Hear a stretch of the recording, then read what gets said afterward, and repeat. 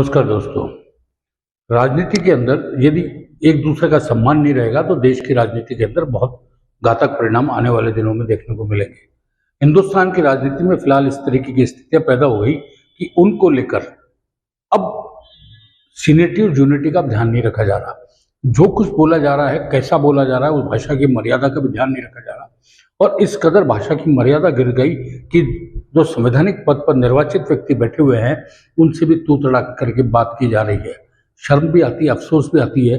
यदि इस तरीके के लीडर सत्ता के लिए छटपटाहट के अंदर अपनी मान मर्यादा संस्कारों को भूलते जा रहे हैं तो निश्चित रूप से अंदाजा लगाया जा सकता है कि उनके लिए जो वोटिंग का ग्राफ है वो बढ़ने वाला तो नहीं है, गिरने वाला ही है। हिंदुस्तान के अंदर नेगेटिव पॉलिटिक्स जो है वो हमेशा मात खाती आई है और जिसने भी नेगेटिव पॉलिटिक्स की है उसने उसका खामियाजा भुगता है। हिंदुस्तान को पहली बार इस तरीके का लीडर ऑफ पोजीशन मिला है जिसने सारी मान मर्यादाओं को ताक में रख दिया है। लीडर ऑफ पोजीशन साफ तौर पर सार्वजनिक रूप से भाषणों में कहता है कि मोदी उससे डरता है। यहाँ जी लगाना भी बंद कर दिया। मोदी उससे डरता है, मोदी उससे आंख नहीं मिला सकता। मोदी जब आंख मिलाने की बात आती है तो इधर उधर देखने लगता है या नीचे देखने लगता है। मोदी की स्थिति ऐसी है कि मोदी को डोनाल्ड ट्रंप कंट्रोल करता है। मैं नहीं डरता इन लोगों से, मैं नहीं रुकता।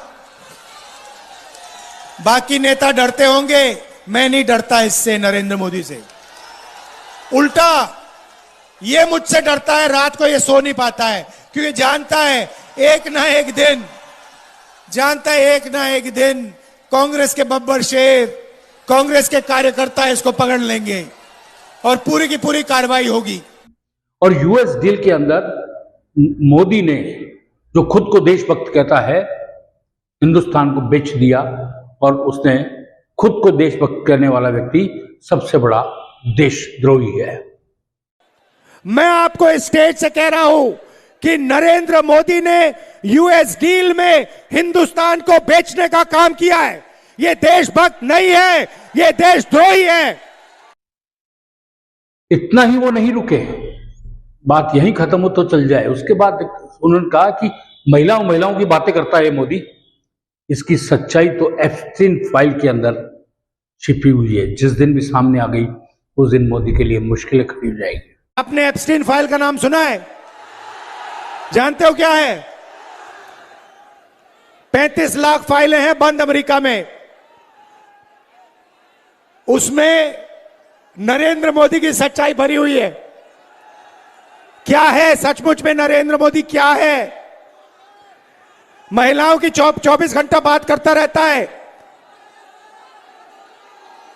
24 घंटा, मगर आस्ते आस्ते अब उसकी सच्चाई निकलेगी।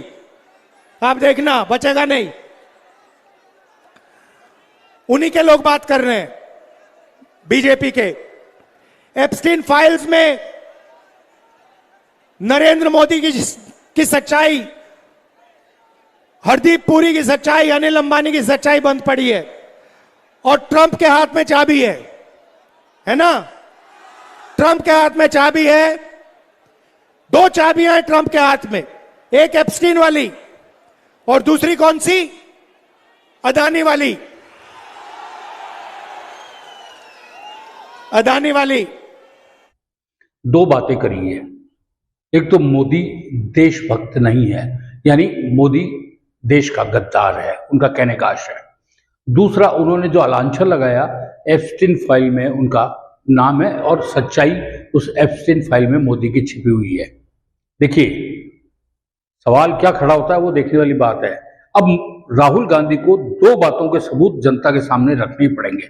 जो वो कह रहा है एप्स्टीन फाइल के अंदर सच्चाई छिपी हुई है, तो वो अब संसद के अंदर, संसद के बाहर घिरेंगे और उनको सबूत पेश नहीं किए तो कोई ना कोई व्यक्ति कोर्ट में जाएगा और फिर उनको वहां सबूत देने पड़ेंगे और बाद में वो हर बार की तरह हाथ खड़े करके, उन्होंने कहा कि वो चुनावी सभा थी, चुनावी भाषण थे, हाथ खड़े करेगा, वो अपने आप को कहेगा कि मैं माफी मांगता हूं। मोदी की देशभक्ति के ऊपर सवाल खड़ा करके उनको अभी साबित करना पड़ेगा कि मोदी देशभक्त नहीं है, देश विरोधी है।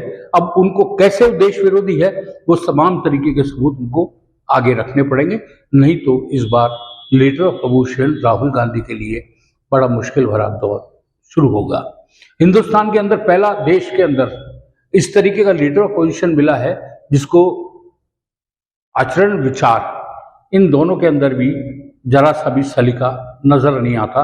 और भारतीय जनता पार्टी के नेता तो साफ तौर पर कहते हैं कि वो लीडर ऑफ अपोजिशन बनने लायक ही नहीं है। बात काफी हद तक सही भी लगती है और देश की जनता ने देखा भी है। संसद के अंदर जाके प्रधानमंत्री बैठे और उनके जाके बिना बात गले लग रहे हैं, गले चिपक रहे हैं, और इसके बाद अपनी सीट पे आके बैठकर अपने साथी सांसदों को आंख मार के बता रहे हैं। देखिए, प्रधानमंत्री गले पड़े, आज तक कोई लीडर ऑपोजिशन आज तक इस तरीके से नहीं पड़ा। संसद में बैठ के आंख मारना आज तक किसी लीडर ऑपोजिशन ने ऐसा नहीं किया। और इस तरीके की बातें करना कि जो बिल्कुल निश्चित रूप से संसदीय परंपराओं आचरण विचार के हिसाब से गलत है, आज तक किसी ने किया। देश को ऐसा लीडर ऑपोजिशन पहली बार मिला जो अदालत में जाके बार बार माफी मांग रहा है। देश को ऐसा लीडर ऑपोजिशन मिला जो जमानत के ऊपर बाहर चल रहा है, उसके बावजूद भी समझ में नहीं आ रही। और देश का इस लीडर को सिर्फ एक गलतफहमी यह है कि वो गांधी परिवार से है, और गांधी परिवार से इसका मतलब सीधे तौर पे प्रधानमंत्री कुर्सी के ऊपर उनका विरासत लिखी हुई है और उसके ऊपर उनका अधिकार ही है। ये उनको भूल गए कि देश ये हिंदुस्तान है। इस हिंदुस्तान के देश के अंदर जनता चुनती है कौन प्रधानमंत्री बनेगा, कौन नहीं बनेगा।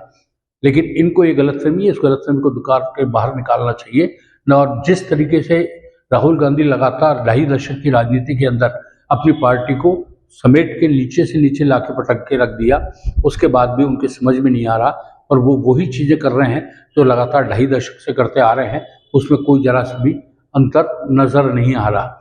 बहरहाल, यदि यही स्थिति राहुल गांधी के साथ में बनी रही तो भारतीय जनता पार्टी जो कहती है वो सही कहती है कि राहुल गांधी भारतीय जनता पार्टी के सबसे बड़े स्टार प्रचारक है, वो अपनी इस गति को जारी रखे। बहरहाल, बने रहिए हमारे साथ, हम आपको यूं ही अपडेट देते रहेंगे। तब तक के लिए दीजिए मुझे इजाजत।